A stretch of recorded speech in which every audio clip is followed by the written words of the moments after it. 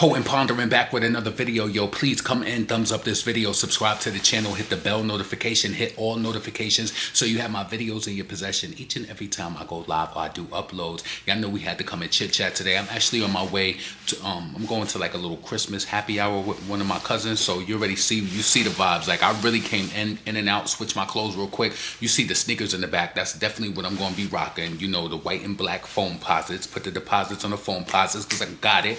You know what I'm saying? But listen, make sure that you hype this video up and all of that. I got a few topics that I want to get into real quick before I get up out of here. So listen, make sure you thumbs it up. Yo, so I want to talk about the year-end charts, you know, with some talk about the year-end charts, about, you know, female rappers popping up on the charts, and we got to talk about that. I want to also talk about the one who sipped that Don Julio by the gallon, Megan Thee Stallion. You know, she had some pushback from Judge Joe Brown, and I want to get into that as well. And then also I want to talk about that situation that happened at that damn Cinnabon with that racist lady. We're going to talk about it, so thumbs up all of that, you know what I'm saying? So listen, first thing first, let's talk about the Billboard year-end charts and how it relates to Cardi B, right? So Cardi B, GloRilla, and Doechii, they all ranked on Cardi B,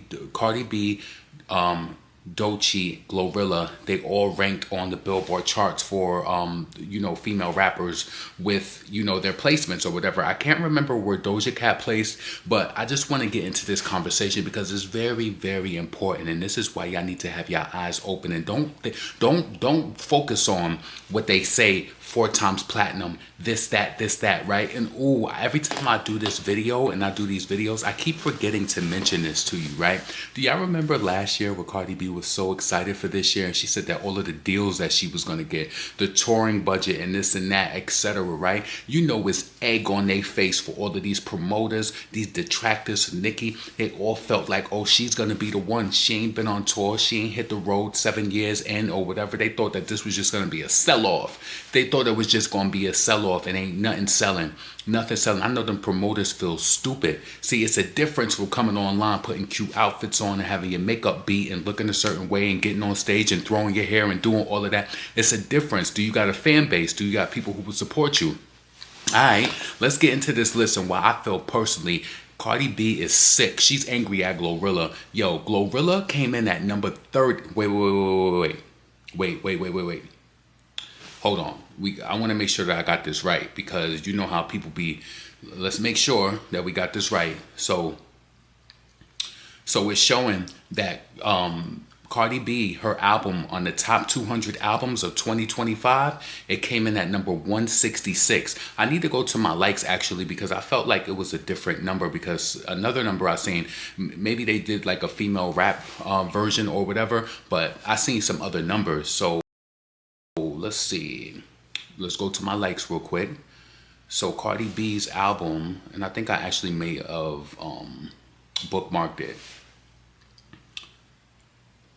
All right, so let's get into it, right? So GloRilla, Glorious, came in at number 57 at the 2025 year-end album list in the top 200 charts. Number 57 was GloRilla, all right? Number 83, Alligator Bites Never Heal, right?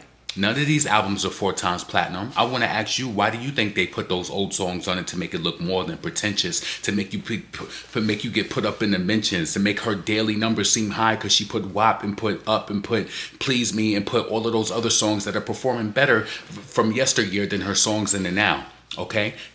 Tutti by Ice Spice is her song is a new song, of course, so it should be performing better, but it's doing better than any new Cardi B song that's out right now. So Am I the Drama, number 166, and Doja Cat, Planet Her 196. And you know Planet Her came out during the damn pandemic when she had that, because you know what's doing the numbers for that. Let me be your woman, let me be your woman. So that song is like still keeping her album afloat and all of that. But shout out to all of them, you know. The crazy thing about it is that they want the general public to believe that Cardi is the hottest. She was number 1 on the hottest female rapper list only because her album sold the most units out of all of the girls. She blew all of them out of the water. She had some lotto moments. some misses. You know, they pushed and promoted outside on radio and all of that, and it still didn't really have no impact like that. So I know that the record label is looking at this end of the year list, and they know that it's a fact too. You can make it look a certain way to the scenes. You could try to dress it up nice and make it look away,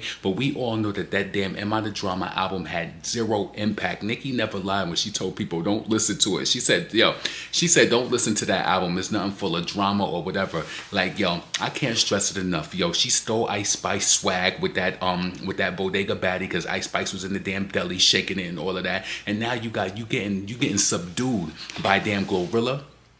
Alligator Bites Never Here by Doechii, you know what I'm saying? And then Planet Her is right under her. I mean, you're only 30 spots away from Planet Her, an album that came out years and years ago. That's crazy to me. That is, and you know, that was Doja Cat's super pop album when she did her thing. And it seemed like Doja, I don't know if she's been trying to duplicate that, because I know with Doja Cat, she goes into a different era and she tries to like touch on different things, just like she did this 80s inspired era with Gorgeous and all these Jealous type and all of that. And I really enjoyed it, you know, but I guess it just didn't really hit on nothing with the general public per se. But Doja is on tour right now. She oversees something that Cardi ain't do yet in her damn career. Doja been overseas many a times, you know what I'm saying? So I want to know your opinion on this. How do you feel about this year-end list? You got the one who was exalted for being 4 times platinum, and then Cardi also posted this thing today saying that she tour prep starts today. When they gonna let her know? When they gonna listen? And I'm saying this just out of general concern. I know they might be gassed over the 3 dates, and they said that those dates ain't even really sold out. You got her fans online on Twitter talking to Grok every day, like, is it sold out? What's the percentages or whatever, right? They said per Google Ticketmaster is only three dates sold out, and I think they even said it was some availability there too, right? Let me tell you something. God, the universe is the greatest equalizer when it comes to people, places, and things that need to be humbled. That's why I told y'all, don't wish no karma on people. Don't hit her with that karma. Just try to alarm her. No, when she try to step that ass out on stage, see, she might get some oohs and ahs when she out there in New York and Los Angeles or whatever. When she hit the middle of the world and all of that, Houston, Texas got one of the biggest Hispanic populations. You mean to tell me you ain't sell that all quick just with them? Like, that's crazy. That is really crazy. But listen, keep your eyes open. You know, they might try to throw something on the roster with her. You know, Cardi was very funny about her money. She said that she had to pay people and do whatever. She gonna try to listen. And at this point, can she throw a Z-lister on her roster and get people to come out and do the tour? Like, you know what I'm saying? What Z-lister is really gonna be the draw and get people out there to really do their thing? You see how Nicki was. Nicki got money. She threw different people on the tour, different spot dates. You know what I'm saying? They popped up and did their thing. So listen, yo, let me know what you think about that. Cardi B, number 166 on the album, Billboard 200 album year-end charts. I had to come talk about this before I go hit that happy hour. So listen, let's move on. The next thing I want to talk about, I seen this video on the Neighborhood Talk, and it was Judge Joe Brown. And he basically stated, I don't even know if I really want to get into and play it, but Judge Joe Brown stated that he felt as though that Megan Thee Stallion should have got, that she should have got $1 for her defamation claims. Actually, let's get into this. Amount of damages compared to millions of dollars Miss P, aka Megan Thee Stallion, demanded from Miss Cooper throughout the course of the litigation. You know, this is one of those cases most probably should have been resolved with $1 in damages. It's this kind of thing now where are we supposed to protect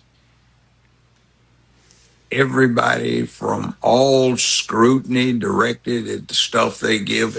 I mean, we have instances where the exact opposite happens, but I think part of this is because the upbringing of the last 2 generations has been deficient. They simply have not been grounded in the real world, and they've been encouraged to be deep into their emotions. So when they get upset, somebody's supposed to pay. But that's not the way the world works. And it's straight, listen, shout out to him for that. And it's straight bullying. Y'all know what Megan Thee Stallion tried to do to Milagro Graham. She tried to silence her. It was more so about her money and what she could do. Why she didn't go up against none of those other bigger platforms. Yeah, she should have been awarded $1. And she went there and got pennies on a damn dollar, showed up in cute suits and got put on mute. That's what it's all about. That's what it's about. So listen, people are still talking about, oh, the lawyer fees, this and that. If the defamation got thrown out, that was the bigger part of it. Them lawyer fees ain't gonna be nothing. And Millie can still recover from it. So I agree with Judge Joe Brown. She should have been awarded. This shit should have never even been taken to court at all. So listen, I want you to get in the comments with the nonsense. Let me know what you think about that. If you agree or disagree, I don't really care how you feel, but I just personally feel like this. Megan did what she did to Millie because she felt like she had an advantage, and she ain't even selling no motherfucking records like that. So listen, let's move on. The last thing I want to talk about, I know y'all seen this viral video going around with this woman up in Cinnabon, right? Now, so it was some Somalis up in there, right? Now, I want to say this. I felt bad because it's just like, you know, for these people to experience racism, this is the same thing that we experience on a daily basis for years, for hundreds, for decades, you know, and on in this country, right? One thing I noticed is that, and this is why I personally don't like it, if you noticed over the past few years, a lot of African American people have started to separate, saying we're not African, we foundational Black American. It gives us something to be proud of, to say like we're Black American, we don't have any roots to Africa or whatever, you know, and all of that. It's something for us to be proud of, and I do definitely identify with that.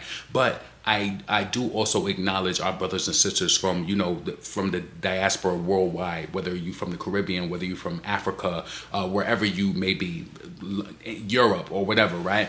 But one thing I've noticed is that a lot of the times it's like these people make it seem like it's something sick or defunct with being, you know, Black American or whatever, and they feel like superior, like they're better than or whatever, right? One thing I noticed with this clip is that this lady, you know, they don't consider themselves N-words or whatever, but this white lady, they see all of us the same, and this is what I've been telling people for years. They see all of us as the same. So are you trying to separate and trying to like move away or whatever, making it seem like it's something inherently wrong or defunct with African American people? They still look at you as a nigger. You know what I'm saying? They still look at you as that. So listen, let's get into this clip with this lady at Cinnabon boldly, and this woman raised over $100,000. They trying to get her to 200,000 off of just calling somebody a racial slur. So let's get into this. That's I am racist. So idiot, for and real. you are an You are an idiot. No, I I'm am not. racist, and I'll say that to the whole entire world.